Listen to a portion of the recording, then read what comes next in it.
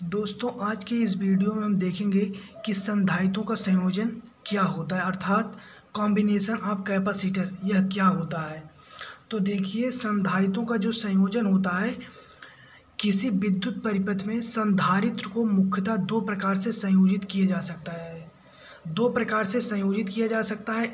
जो पहला प्रकार है, उस संधारित्रों को श्रेणी क्रम में संयोजित किया जा सकता है, और जो दूसरा है, संधारित्रों को समांतर क्रम में संयोजित किया जा सकता है। तो आज के इस एक ही वीडियो में हम संधारित्रों का श्रेणी क्रम संयोजन और संधारित्रों का हम समांतर क्रम संयोजन देखेंगे और इसके लिए व्यंजक प्राप्त करेंगे। तो आइए बिना देर किए हुए वीडियो को चालू करते हैं। तो देखिए, वीडियो शुरू करने से पहले मैं आपको बता दूं, जो संधारित्र होता है, इसके पहले के वीडियो हमने संधारित्र के बारे में पूरा अच्छे से जाना था। तो जो संधारित्र होता है, संधारित्र को हमने आपको बताया था कि संधारित्र को कुछ इस तरीके से व्यक्त करते हैं। तो बस अब आगे हम चलते हैं। तो देखिए, इसमें हम सर्वप्रथम 3 संधारित्र लेंगे। कितने संधारित्र? 3 संधारित्र लेते हैं। तो देखिए, हम 3 संधारित्र बना देते हैं कि तीनों संधारित्र एक संधारित्र हो गया। और देखिए, संधारित्र को हमने बताया था इस तरीके से व्यक्त करते हैं, तो ये भी हमने कर लिया। फिर इधर देखिए, ये हो गया आपका दूसरा संधारित्र।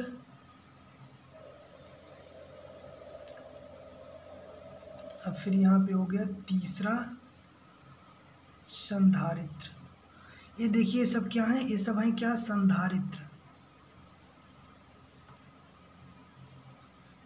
हमने आपको बताया था कि संधारित्र को इस तरीके से व्यक्त करते हैं। अब देखिए, ये हमारे पास 3 संधारित्र हैं, जिसे हम C1, C2 और C3 का नाम देते हैं। इसे हम कहेंगे C1, और इसे कहेंगे हम C2, और इसे कहेंगे हम C3। ये 3 संधारित्र हैं। अब देखिए, इस संधारित्र को हम देखिए, जो संधारित्र है, इस संधारित्र एक है। जैसे मान लीजिए, जो संधारित्र है, इसे भी मान लीजिए एक एग्जाम्पल के तौर पे, यह एक संधारित्र है। लेकिन इस एक संधारित्र में कितनी प्लेटें हैं? 2 प्लेटें हैं। एक प्लेट धनात्मक होगी और एक प्लेट ऋणात्मक होगी। तो देखिए, हम इसे किस प्रकार का इसका समायोजन या किस प्रकार से इसे संयोजित करते हैं। तो जो पहली प्लेट होती है, पहली संधारित्र की पहली प्लेट को इसे V वोल्ट की बैटरी से हम जोड़ते हैं। ये हो जाएगी इसका धन सिरा और ये हो जाएगी इसका ऋण सिरा। अब देखिए, अब हम इसे कैसे समझते हैं कि देखिए, जो पहले संधारित्र की पहली प्लेट को पहली संधारित्र है, पहली संधारित्र की पहली प्लेट को V वोल्ट की बैटरी के धन टर्मिनल से जोड़ते हैं। V वोल्ट की बैटरी के धन टर्मिनल से जोड़ते हैं।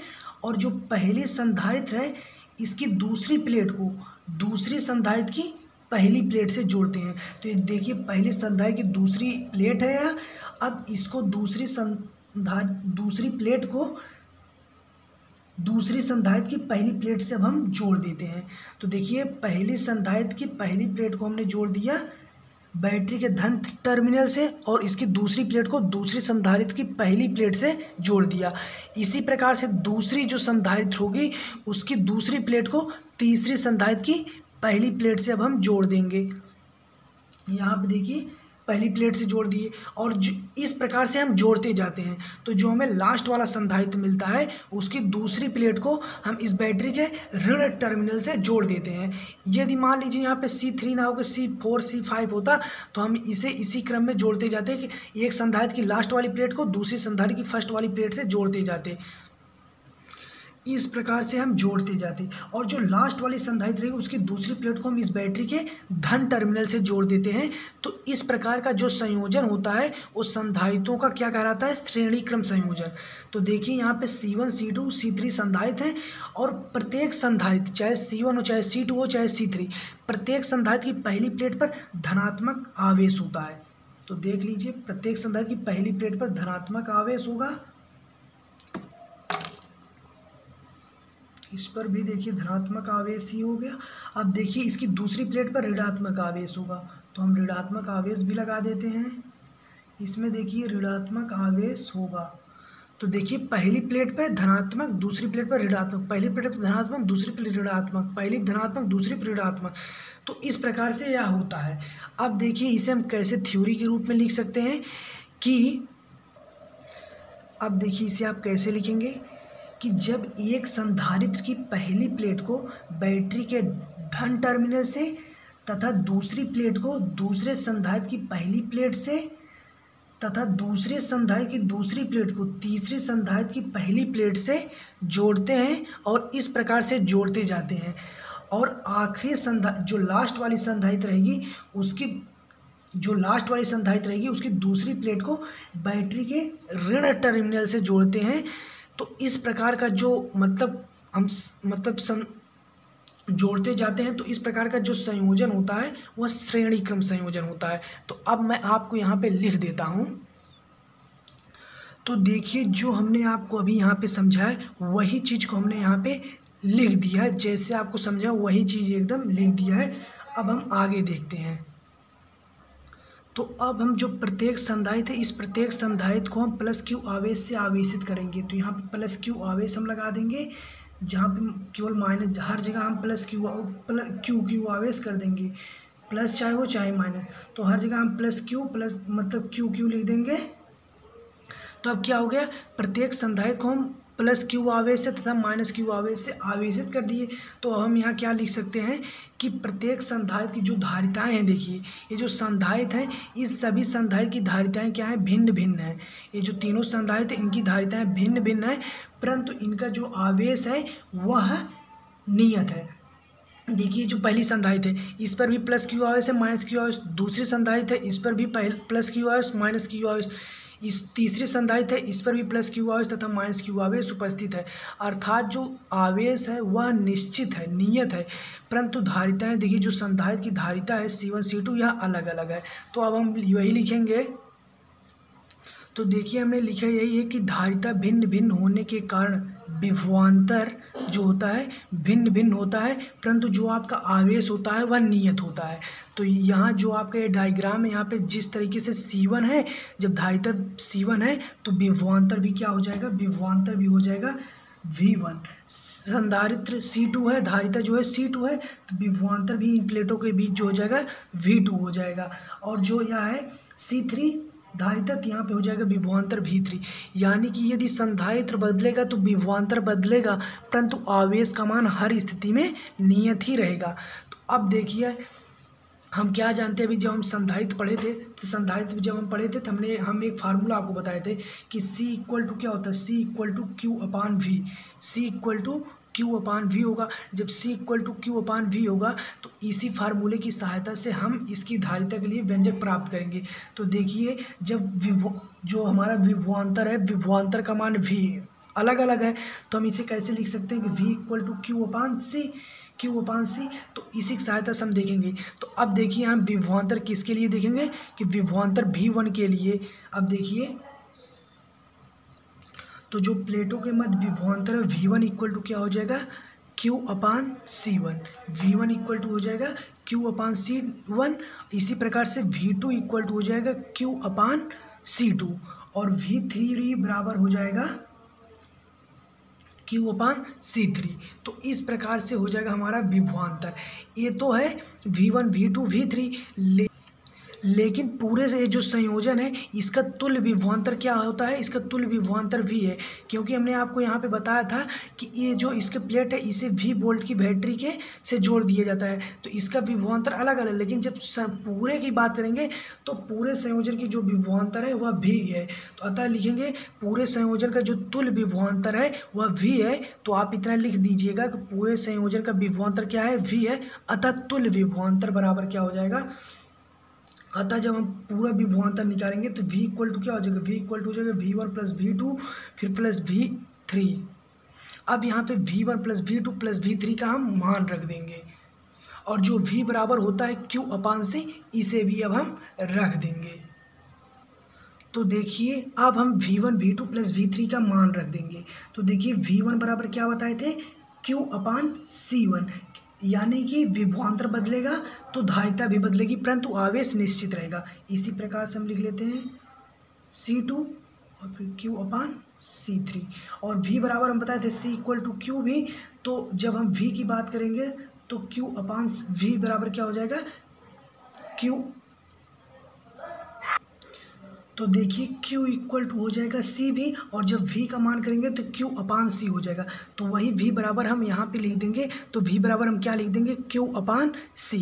तो देखिए इन सभी में जो कॉमन है हम उसे ले लेंगे, Q अपान C यहाँ पे रहेगा, और इस सब में क्या है, Q कॉमन है, Q ले लिए। अब यहाँ पे बचेगा 1/C1, फिर प्लस 1/C2, और यहाँ पे 1/C3। तो देखिए Q से Q कट जाएगा और यहाँ बचेगा 1/C इक्वल टू 1/C1, फिर प्लस 1/C2 और फिर प्लस 1/C3।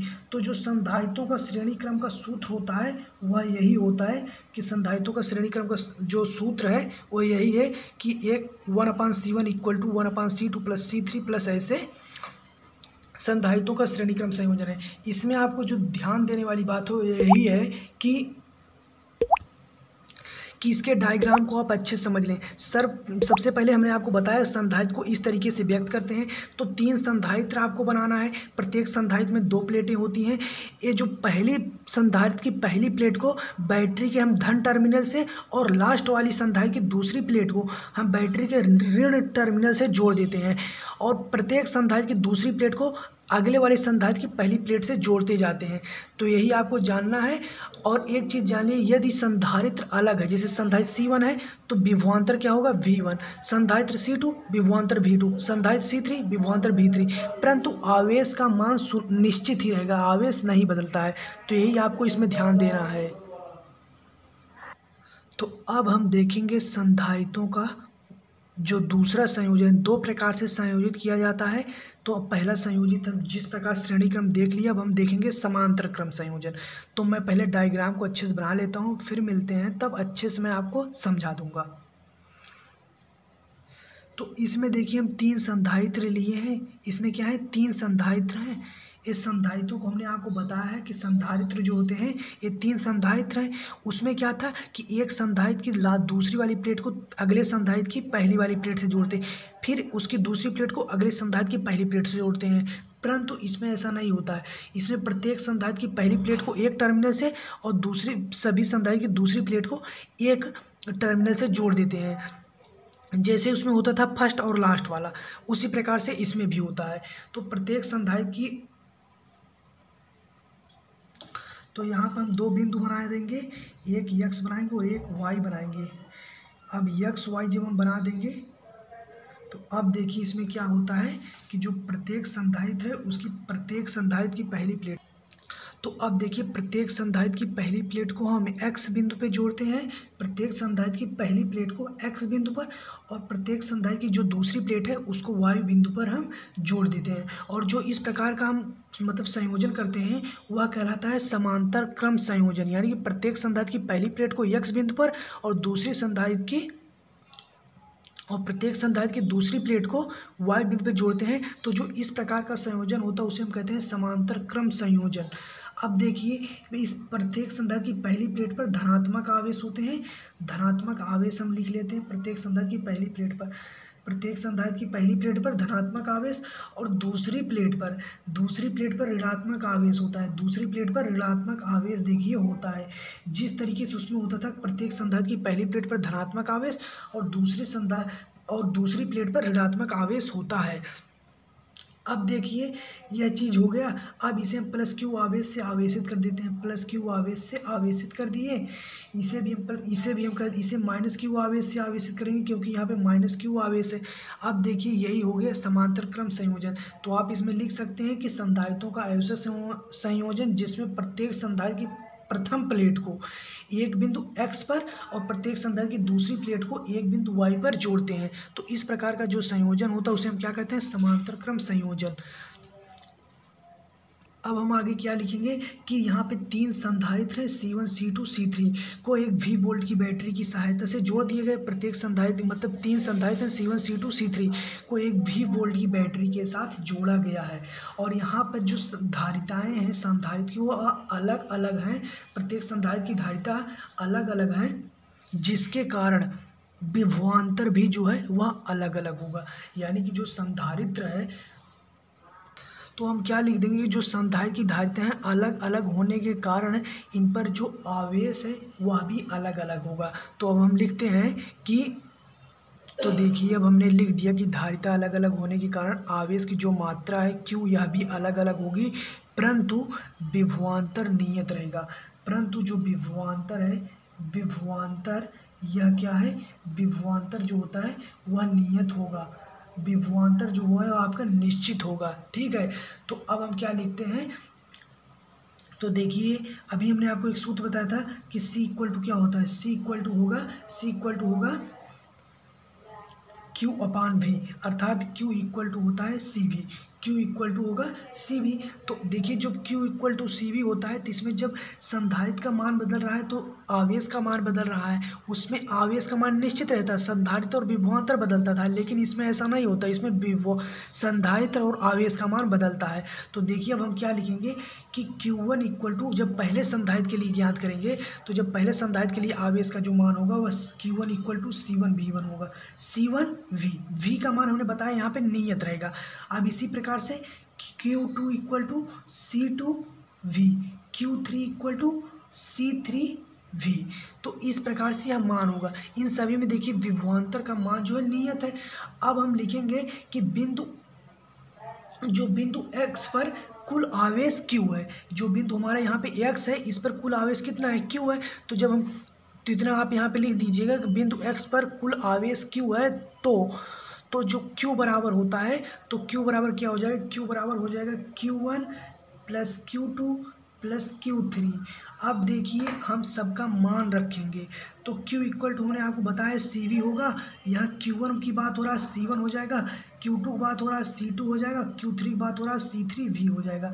अब देखिए सभी में विभवांतर कॉमन है तो हम विभवांतर को ले लेंगे कॉमन, यहाँ पे हो जाएगा C1 फिर प्लस C2 फिर प्लस C3 और CV हो जाएगा। ठीक है, और V से V अब जाएगा कट, V से V जाएगा कट, तो C इक्वल टू क्या हो जाएगा, C1 प्लस C2 फिर प्लस C3। ये हो गया संधारित्रों का समांतर क्रम संयोजन का सूत्र। एक चीज़ आप याद कर लीजिए अच्छे से कि जो संधारित्रों का श्रेणी क्रम संयोजन होता है, संधारित्रों के श्रेणी क्रम संयोजन में किसका मान नियत रहता है, संधारित्रों के श्रेणी क्रम संयोजन में जो आपका आवेश है वह निश्चित रहेगा, और जब समांतर क्रम की बात करेंगे तो इसमें विभवांतर का मान नियत रहेगा। इसके बाद आपको अपने आप ही सब चीज़ ज्ञात हो जाएगा। और एक सूत्र इसमें ज्ञात करना है क्या, कि Q इक्वल टू क्या होता है, CV। जब Q इक्वल टू क्या होगा, एक मिनट में आपको यहाँ पे बता दे रहा हूँ, Q इक्वल टू क्या हो जाएगा, Q इक्वल टू हो जाएगा, Q इक्वल टू होता है CV। तो जब श्रेणी क्रम की बात करेंगे तो उसमें हमने बताया आपको क्या निश्चित रहेगा, विभवांतर, और जो निश्चित रहेगा तब हम जब यहाँ पे Q जब निश्चित रहेगा तो C1 और V1 चेंज होंगे, तो धारिता का हमें ज्ञात नहीं करना रहेगा, तो हमें क्या करना होगा कि Q को यहाँ पे करेंगे और C1 और यहाँ पे V1, C को हम छोड़ देंगे और V1 का मान निकालेंगे। तो इस प्रकार से हम सभी का मान निकाल सकते हैं। और जब समांतर क्रम की बात करेंगे तो इसमें क्या होता है, इसमें V निश्चित होगा, तो जब V इसमें निश्चित होता है तो क्या होगा, Q इक्वल टू CV, तो इसमें Q1 हो जाएगा C1 का मान हम रखेंगे नहीं, हम Q1 की जगह पे रखेंगे मान। इसी प्रकार जिस प्रकार से इसमें रखे V1 और Q1, जो नियत रहेगा उसे छोड़ देंगे और C1 को छोड़ देंगे, इसके अलावा जो बचेगा उसी का मान ज्ञात करेंगे। तो इसमें देखिए Q1 निश्चित है और C1 को छोड़ दिए तो V1 का मान ज्ञात हो गया। अब इसमें V निश्चित है तो V को छोड़ दिए और C1 को छोड़ दिए तो Q1 का मान ज्ञात होगा। तो यही था संधारित्रों का श्रेणी क्रम संयोजन और संधारित्रों का समांतर क्रम संयोजन। यदि आपको वीडियो अच्छा लगा हो तो वीडियो को लाइक करिए, चैनल को सब्सक्राइब करिए, अपने दोस्तों में ज़रूर से ज़रूर शेयर करें। मिलते हैं नेक्स्ट वीडियो में, तब तक के लिए जय हिंद। अच्छी बात बोली, आपको अच्छी लगी तो ऐसे थोड़ा मार दीजिए हाथ, आप थोड़ा सा मार दीजिए, एक बार मार दीजिए। क्यों कष्ट हो रहा है आपको, अगर अच्छी लगी मार दीजिए।